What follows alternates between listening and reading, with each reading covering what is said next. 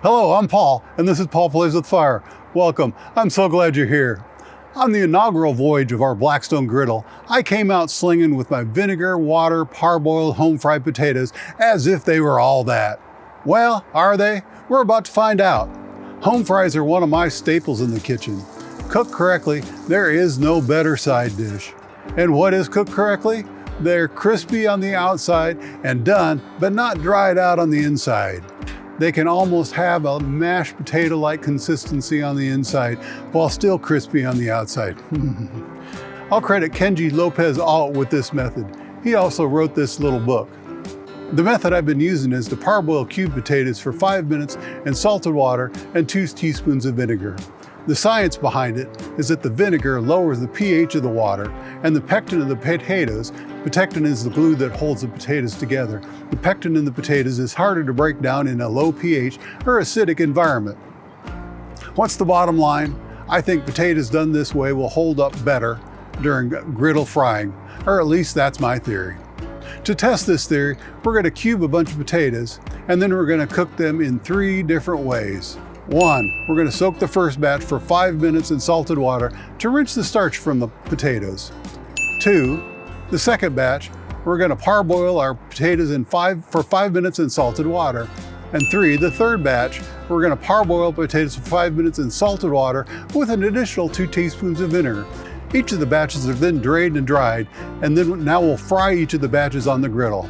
When the home fries are done, we'll compare the differences. Before we can even start, it only seems right that we get some bacon and onions on just to set the mood. So let's get busy. We've got our griddle just warming up. It's about 400 degrees, 350, 400. So we're just gonna put some bacon on.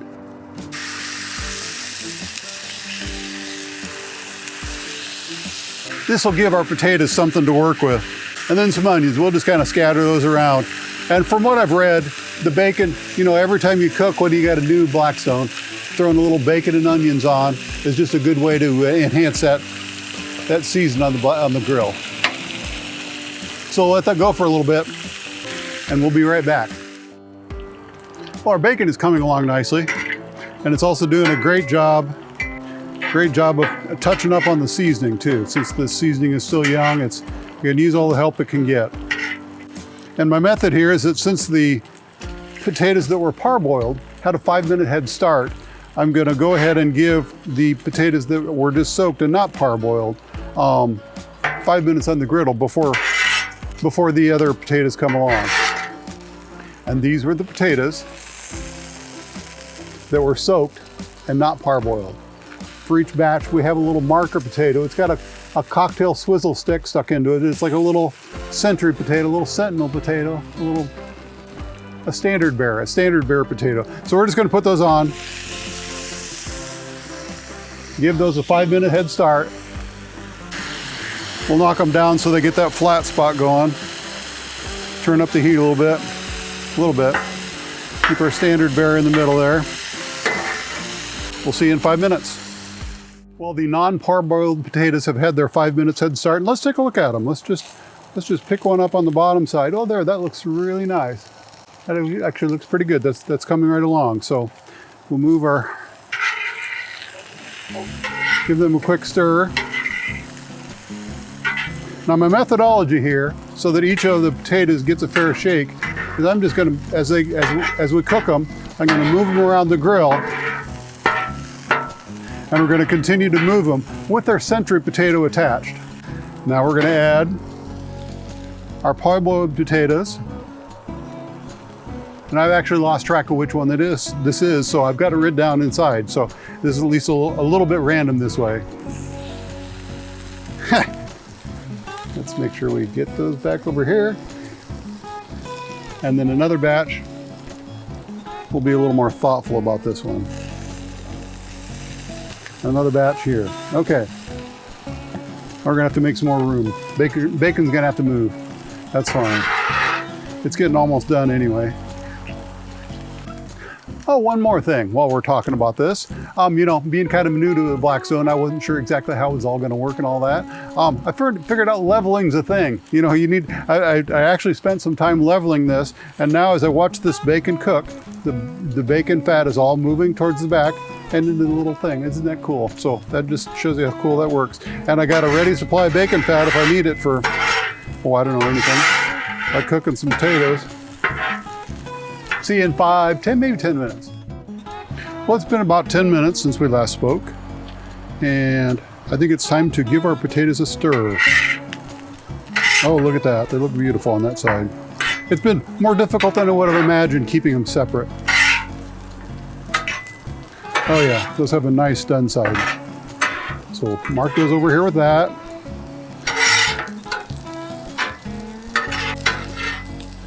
Those are getting an eye on to done, I think. Even our century potato. Whew, ouch. Even our century potato is getting done. It's hot.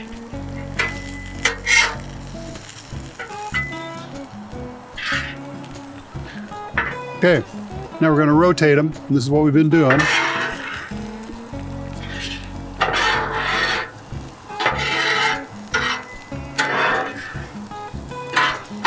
So that every potato gets a fair chance at every part of the grill.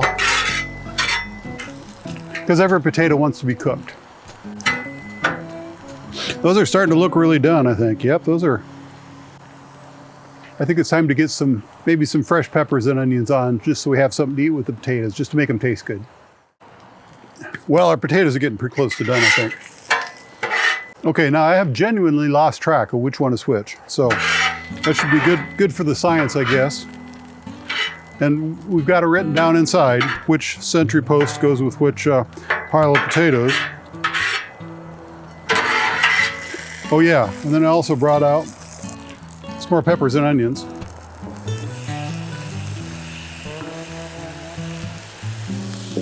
Because I think it's about time to judge these potatoes. We'll go ahead and get these peppers and onions cooking while we maybe talk about the potatoes and judge them a little bit. I know our bacon's done because I already tried some. Let's just see. Let's just pick out a pile. I should go get my notes. Did you give me the little piece of paper with the right? I did not. It's, where'd it go? Oh, right there. Okay.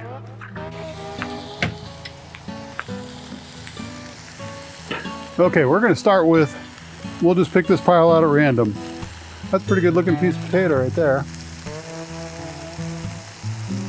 Well done. Hot and cooked all the way through. Had not fallen apart. Whew.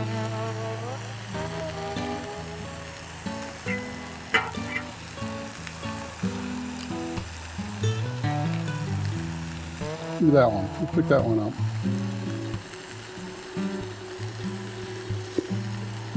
Now, that one was falling apart on the outside and is not done yet on the inside. I suspect this is the non-parboiled batch. Yeah, I'm still crunchy in the middle. I'm going to suspect that's the non-parboiled, just the soak. And they'll take a little longer and they'll cook up eventually, but they're already starting to fall apart on the outside. Let's take a look at this batch. Boy, these are hot. They're good though. They're really good.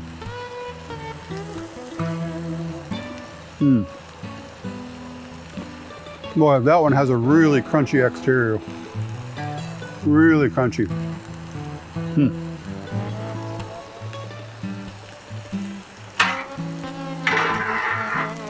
And it is not quite to mashed potato consistency in the middle, but it's getting close. It's really getting close.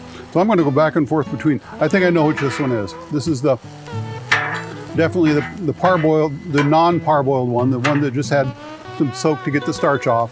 And it's been on the griddle for another 5 to 7 minutes ahead of the others. So it's had a really good head start and it's still having trouble getting done.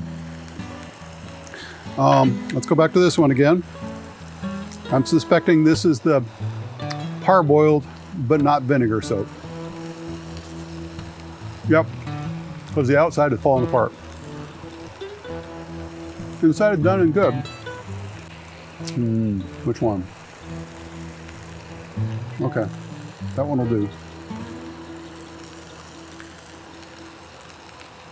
Oh yeah. Now bring out my notes. The ball. is the soaked ones. So I was correct. This is the batch that was soaked and not parboiled. Circle is parboiled. Yes, it is. Okay.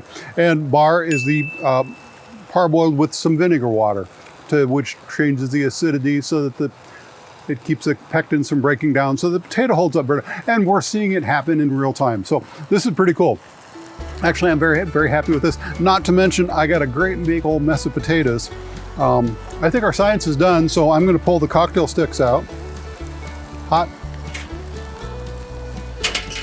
So we're going to dump all our science potatoes together now and give those potatoes that weren't parboiled a chance to catch up, I guess. And we're going to drag in all our onions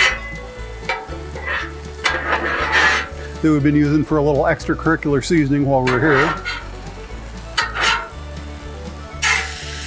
Well, there, not only did we get to do science, but we get a great big old mess of home fries.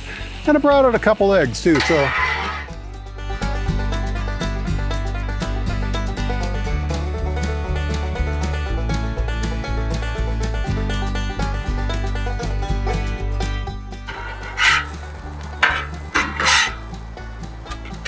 Once again, good looking plate of breakfast. Well, I think we learned something about potatoes and cooking potatoes today.